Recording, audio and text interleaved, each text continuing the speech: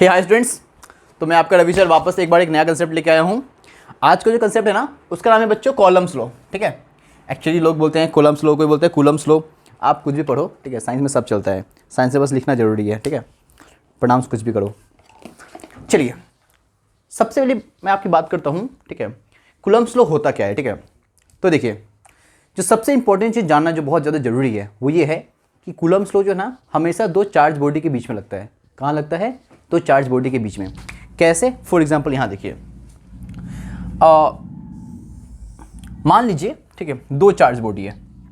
एक बॉडी है ये Q1, ठीक है, इस बॉडी का चार्ज Q1 है, और ये दूसरा बॉडी है, इसका चार्ज Q2 है। ठीक है, देखिए, कहने का मतलब ये है कि मान लीजिए दो चार्ज बॉडी अगर किसी डिस्टेंस से सेपरेटेड है और ये डिस्टेंस तुम्हारा r है, तो ऑफ कोर्स पक्का जो भी बोलो, इन दोनों के बीच में ना एक फोर्स लगेगा। क्या लगेगा? इन दोनों के बीच में एक फोर्स लगेगा, और उसी फोर्स को हम बोलते हैं बेटा कूलम्स फोर्स।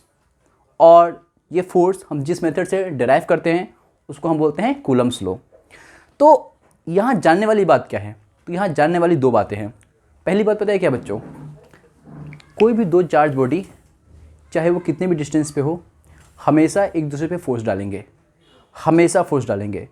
आप उस फोर्स को महसूस कर भी सकते हो, आप उस फोर्स को महसूस नहीं भी कर सकते हो। ठीक है, वो डिपेंड करता है। ठीक है, साइड से मेरी बच्ची देख रही है, ठीक है, कि छोटे पापा पढ़ा रहे हैं। ठीक है, बच्ची मतलब मेरे बड़े भाई की बच्ची। ठीक है, चलिए यहाँ देखिए, ओके सही है। तो ये एक चार्ज Q1 है और एक चार्ज Q2 है, तो इन दोनों के बीच में क्या लगेगा? एक फोर्स लगेगा। तो जो सबसे इंपॉर्टेंट बात ये है बेटा कि जो फोर्स है ना, ये हमेशा चार्ज के प्रोडक्ट के क्या होता है? प्रोपोर्शनल होता है। मतलब इसका चार्ज अगर Q1 है, उसका चार्ज क्या है? Q2 है, तो इन दोनों के बीच में जो फोर्स लगेगा ना, ये फोर्स किसके प्रोपोर्शनल होगा? Q1 इंटू Q2 के। किसके प्रोपोर्शनल होगा बेटा? Q1 इंटू Q2 के प्रोपोर्शनल होगा। ठीक है, और एक बात, ये जो फोर्स है ना, ये इन्वर्सली प्रोपोर्शनल होगा। किसके? डिस्टेंस के। किसके बोलो तो बच्चों? डिस्टेंस के। मतलब कहने का मतलब है force is proportional to Q1 Q2, also force is proportional to, not proportional, inversely proportional to square of the distance. मतलब दोनों का जो बीच में जो डिस्टेंस है ना, ये डिस्टेंस जितना ज़्यादा होगा, फोर्स उतना कम होगा। ये बात तो आपको ही पता है ना बेटा, डिस्टेंस बढ़ने से फोर्स कम होता है। आप जिस आदमी के पास में रहते हो, आपके साथ उसका प्यार ऑफ कोर्स क्या होगा? ज़्यादा होगा। जिनसे डिस्टेंस दूर है, ठीक है, उनसे ऑफ कोर्स प्यार क्या होता है? कम होता है। ठीक है, ये एक्चुअली बात हमेशा सच नहीं होता, पर मैक्सिमम केसेस में यही होता है। ठीक है, डिस्टेंस के साथ में ना प्यार कम हो जाता है। Out of site is out of mind. ठीक है, चलिए यहाँ देखिए, नहीं सबके लिए नहीं है, और पर जिनके लिए है वो उनके लिए है। ठीक है, चलिए यहाँ देखिए, तो मैं बोल सकता हूँ force is proportional to Q1 Q2 by R square, है कि नहीं? तो ये तो साइंस के अंदर या फिर फिजिक्स के अंदर आपको जब आप इतना पढ़ रहे हो तो आपको ये पता ही होगा कि जब भी प्रोपोर्शनलिटी हटता है तो क्या बैठता है? एक कॉन्स्टेंट बैठता है। उस कॉन्स्टेंट का नाम क्या है? K है। और हमने एक्सपेरिमेंट करके पता किया, ये K का वैल्यू है ना, ये क्या होता है? 1/4 पाई एप्सिलॉन नॉट। ये एक नया टर्म है, ठीक है, एप्सिलॉन नॉट, और इसका वैल्यू कितना होता है? 9 × 10⁹। अच्छा, हमने इसका यूनिट निकाल रखा है newton metre square by coulomb square. आप बोलोगे सर ये यूनिट कैसे आया? देखिए, ये जो वैल्यू है ना, ये एक्सपेरिमेंट से आया है, और अगर आपको इसका यूनिट चाहिए तो यूनिट बहुत ईजी है। आपको K का यूनिट चाहिए तो F R स्क्वायर ऊपर कर दो, R square divide by Q1 Q2 है ना बेटा, तो Q1 Q2 इक्वल्स टू क्या हो? K। अब बताइए फोर्स का क्या होता है? फोर्स का होता है न्यूटन, R का क्या होता है? मीटर स्क्वायर, और Q1 Q2 मतलब कूलम का स्क्वायर। ठीक है, तो न्यूटन मीटर स्क्वायर कूलम -2, ये रहा हमारा यूनिट। कोई कोई इसको ऐसे भी लिख सकता है, newton metre square slash coulomb square. ठीक है, आज मेरी बच्ची बहुत डिस्टर्ब कर रही है, छोटे पापा को पढ़ाने दो। चलिए यहाँ देखिए, तो newton metre square by coulomb square. ठीक है, ये किसका यूनिट है? ये आपका यूनिट है K का। किसका यूनिट है बेटा? K का। एक चीज़ है, आप लोगों को जो मैं होमवर्क दे रहा हूँ, ठीक है, होमवर्क समझ लीजिए कि आपको इसका डायमेंशन निकालना है। क्या निकालना है? इसका डायमेंशन। और इसका डायमेंशन आप मुझे कमेंट बॉक्स में कमेंट करके बताइएगा, ठीक है, कि डायमेंशन कितना होगा। और मैं एक एक जितने भी बच्चे कमेंट करेंगे सबका मैं चेक करूँगा कि आपको डायमेंशन निकालना आता है कि नहीं। याद रखिएगा बेटा, डायमेंशन निकालना बहुत ज़रूरी है। ये क्लास 11th के chapter number 2 unit and measurement से जो स्टार्ट हुआ है ना, ये चलता रहेगा, सेमीकंडक्टर तक जाएगा, बहुत दूर तक इसको जाना है। तो अगर जिस बच्चे को डायमेंशन निकालना नहीं आता, प्लीज़ मुझे कमेंट करके बताइएगा, मैं आपको डायमेंशन निकालना सिखा दूंगा कि डायमेंशन कैसे निकालते हैं। ठीक है, चलिए यहाँ देखिए, दो फोर्स है F12 और F21। अब आप बोलोगे सर F12 और 12 क्या होता है और 21 क्या होता है? देखिए F12 का मतलब होता है force on one due to two, मतलब दो बॉडी है ना बेटा, अगर मैं बोलूँगा F12 मतलब इस बॉडी पे कितना फोर्स लग रहा है, किसके वजह से, सेकंड बॉडी की वजह से, ठीक है। और F21 का मतलब क्या होता है, इस बॉडी पे कितना फोर्स लग रहा है इस बॉडी की वजह से, समझ में आया कि नहीं। तो ऑफ कोर्स इसका फॉर्मूला, फोर्स का फॉर्मूला तो सेम रहेगा, फोर्स का फॉर्मूला क्या रहेगा, सेम। अच्छा ये एक चीज़ मैंने आपको बताया नहीं है, देखिए ये दो क्या है बेटा, चार्ज बॉडी है कि नहीं, ये चार्ज यहाँ पे एक फोर्स डालेगा और ये एक चार्ज यहाँ पे फोर्स डालेगा, ठीक है बेटा। मान लीजिए बेटा ये मान लीजिए F1 है और ये मान लीजिए क्या है बेटा F2 है, तो आपको एक बात हमेशा याद रखना है, F1 और F2 का वैल्यू हमेशा सेम होगा। क्यों सेम होगा भाई, क्योंकि ये जो फोर्स है ना ये इन दोनों के प्रोडक्ट पे डिपेंड कर रहा है और डिस्टेंस पे, सेम ये फोर्स इन दोनों के प्रोडक्ट पे और डिस्टेंस पे डिपेंड कर रहा है, तो फोर्स का वैल्यू हमेशा सेम होता है, ठीक है। फिर से डिफरेंस क्या होता है, डिफरेंस ये होता है दोनों के बीच का कि इसका डायरेक्शन अगर इधर है तो उसका डायरेक्शन क्या होगा, उधर होगा। डायरेक्ट डिफरेंस सिर्फ डायरेक्शन का होता है।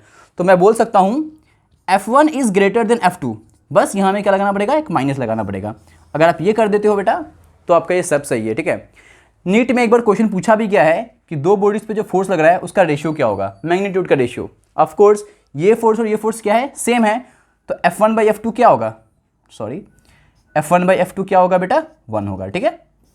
और मैं आपको नीट के बहुत सारे क्वेश्चंस कराने वाला हूँ, आप टेंशन मत लीजिए, नीट के मैं आपको बहुत सारे क्वेश्चन कराऊंगा, बहुत सारे मतलब हद से ज़्यादा क्वेश्चन आपको कराने वाला हूँ, तो आपको बिल्कुल टेंशन लेने की जरूरत नहीं है, ठीक है।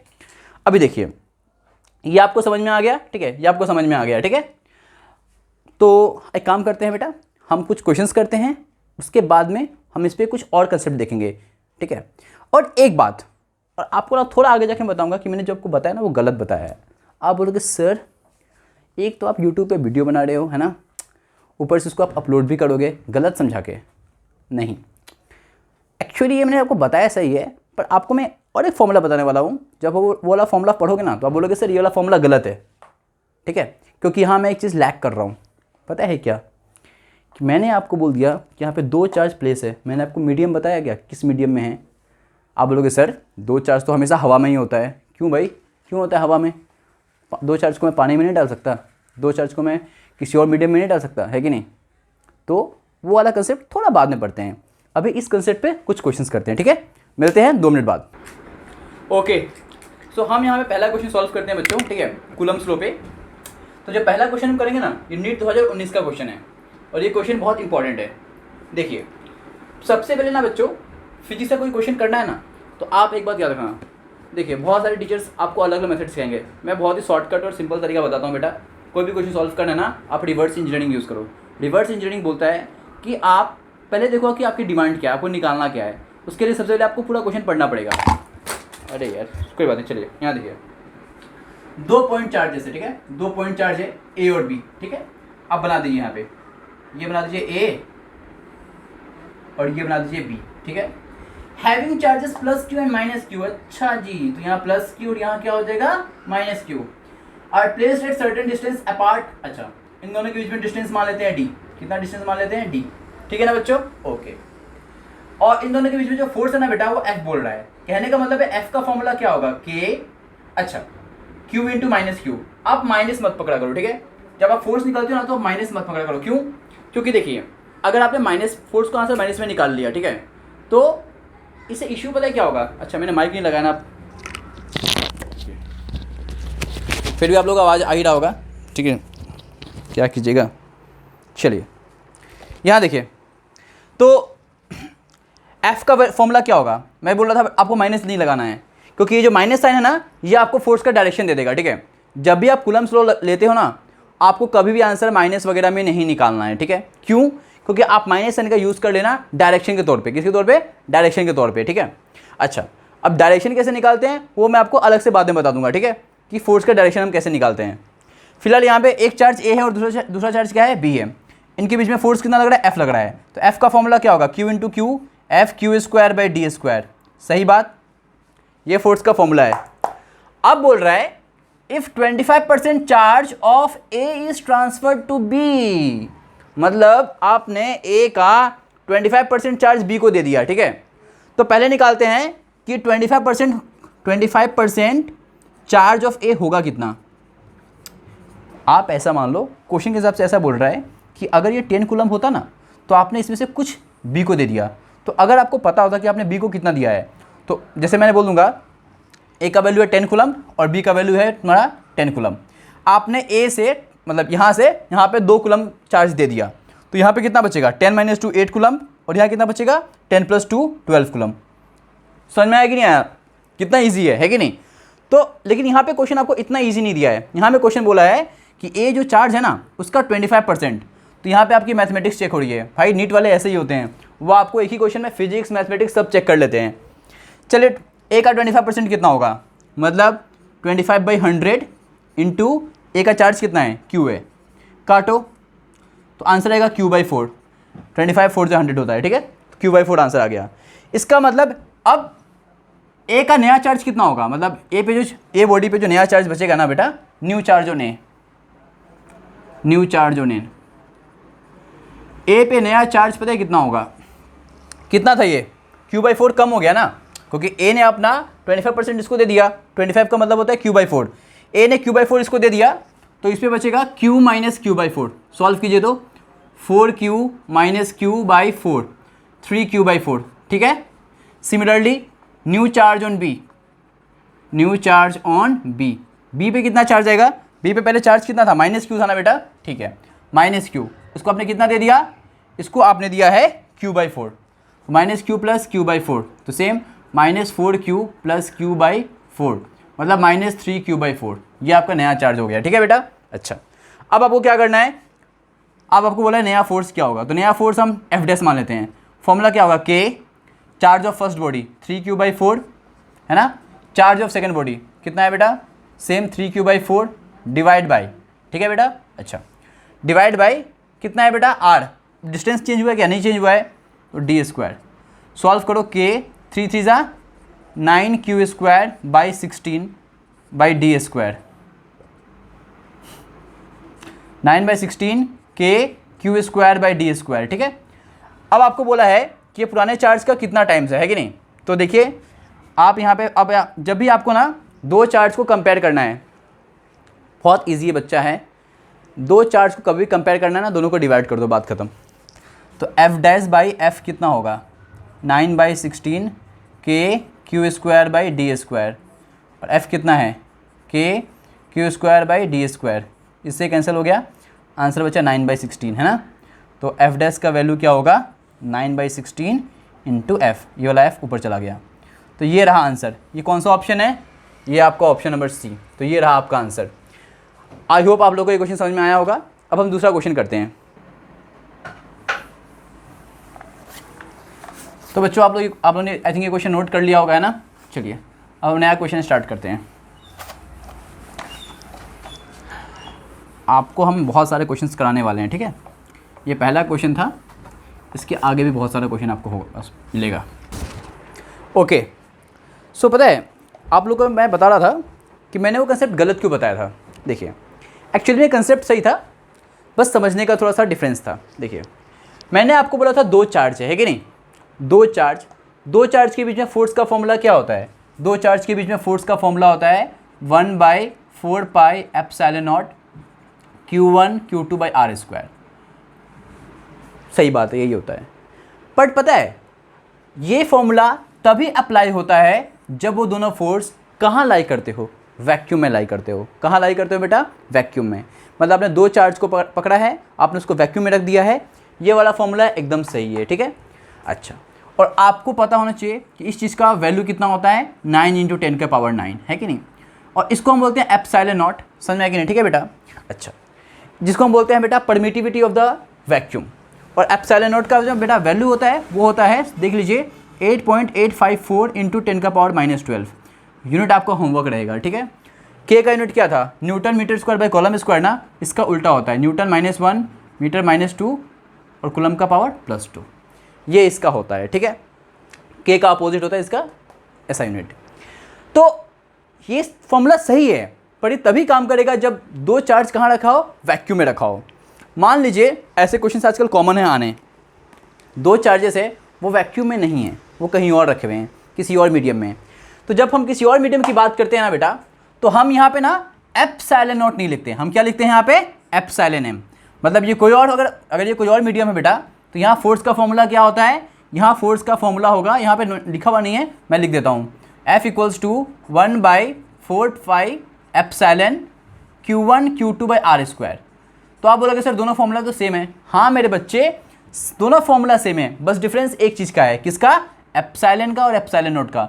यहाँ पे क्या है, एप्सिलॉन नोट है, और यहाँ में क्या है, एप्सिलॉन है।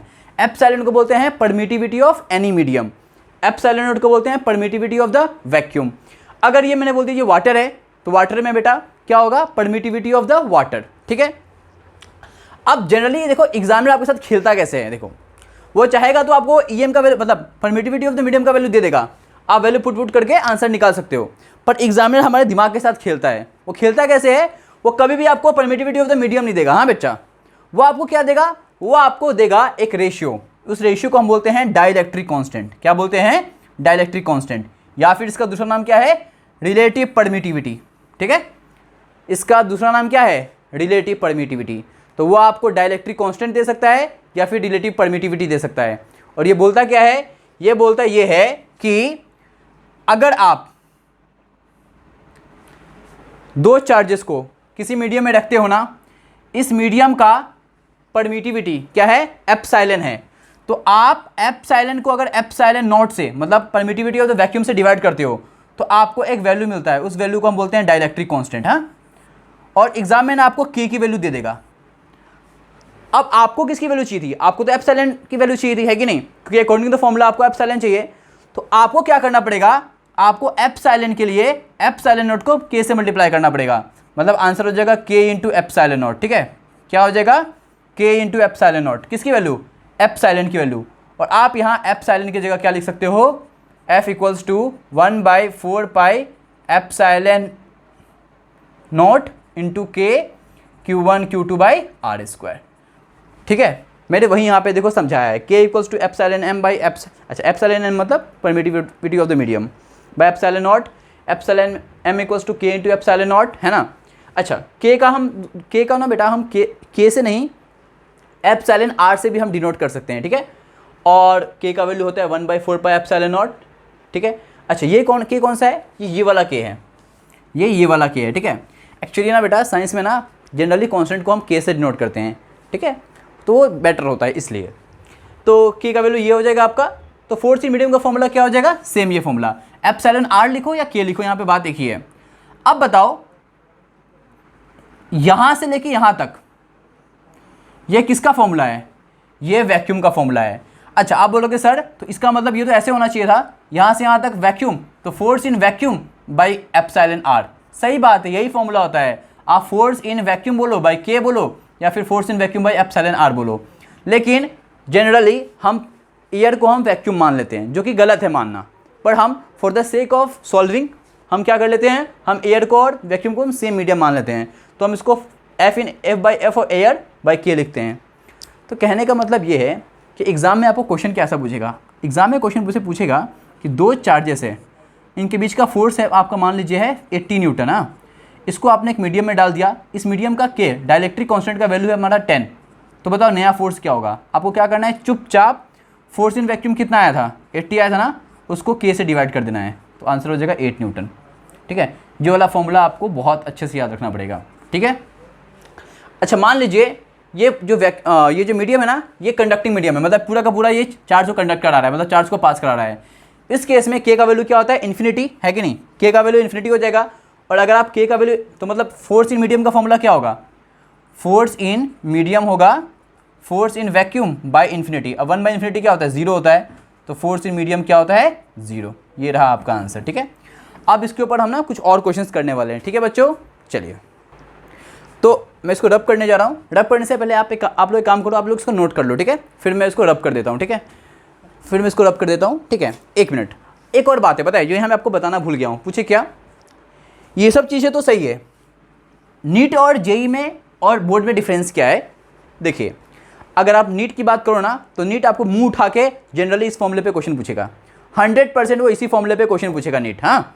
पर बोर्ड में ये नहीं पूछेगा, बोर्ड में आपको क्या करेगा, बोलेगा what is Coulomb's law, derive the formula of force, ये बोल सकता है, और डाइलेक्ट्रिक कांस्टेंट का डेफिनेशन पूछेगा। अगर इसका डेफिनेशन लिखना है तो बहुत ईजी है, it is defined as the ratio of permittivity of the medium. सुनो, ये परमिटिविटी होता है, परमेबिलिटी अलग है, वो हमको आगे पढ़ना है। इसका नाम याद रखो, permittivity of the medium to the permittivity of the vacuum. इसी को हम क्या बोलते हैं बेटा, बोलो तो डाइलेक्ट्रिक कांस्टेंट।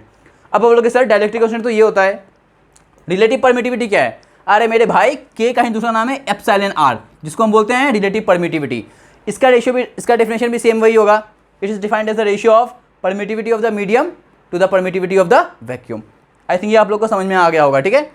तो बोर्ड्स के लिए आपको इसका डेफिनेशन पता होना चाहिए, फॉर्मूला पता होना चाहिए। नीट जेईई के लिए आपको फॉर्मूले का एप्लीकेशन पता होना चाहिए। यही डिफरेंस है नीट और बोर्ड्स में। बोर्ड्स आपको सिर्फ डेफिनेशन पूछता है, न्यूमेरिकली पूछता है, सीबीएसई बोर्ड। तो ये स्पेशली मैं अरुणाचल के बच्चों के लिए बोल रहा हूँ, ठीक है। पूछता है, बोर्ड्स भी न्यूमेरिकल्स पूछता है, पर वो इतने टफ क्वेश्चन नहीं पूछता। लेकिन नीट जेईई तो चाहता ही आपको एलिमिनेट कराना है ना, तो वो आपको डेफिनेशन वगैरह नहीं पूछेगा, वो डायरेक्टली क्या पूछेगा आपको, इसका एप्लीकेशन। जो बच्चे नीट और जेईई के लिए प्रिपेयर कर रहे हैं वो एप्लीकेशन पे ध्यान दीजिए, और जो बच्चे बोर्ड के लिए प्रिपेयर कर रहे हैं वो थ्योरी पे ध्यान दीजिए, और जो दोनों के लिए प्रिपेयर कर रहे हैं वो दोनों पे ध्यान दीजिए। तो नीट के बच्चों को क्या करना है, आपको इस पर बहुत सारे क्वेश्चन सॉल्व करने हैं, ठीक है। इस फॉर्मूले में बहुत सारे सॉल्व करने हैं, टेंशन मत लो, मैं कराऊंगा, मैं ही कराऊंगा बेटा। और भी आपको बहुत सारे क्वेश्चंस मैं इस वीडियो के नीचे जो डिस्क्रिप्शन बॉक्स होगा ना, उसमें लिंक भेज दूंगा पीडीएफ का। आप वो पीडीएफ डाउनलोड करके भी क्या कर सकते हो, वो आई थिंक अपने नेक्स्ट लेक्चर के नीचे मिल जाएगा, ठीक है। आप क्या कर सकते हो, सॉल्व कर सकते हो, ठीक है। और जो बच्चे बोर्ड के लिए हैं वो तो आप डेफिनेशन वगैरह पढ़ सकते हैं, ठीक है। तो चलिए मिलते हैं क्वेश्चन के वक्त।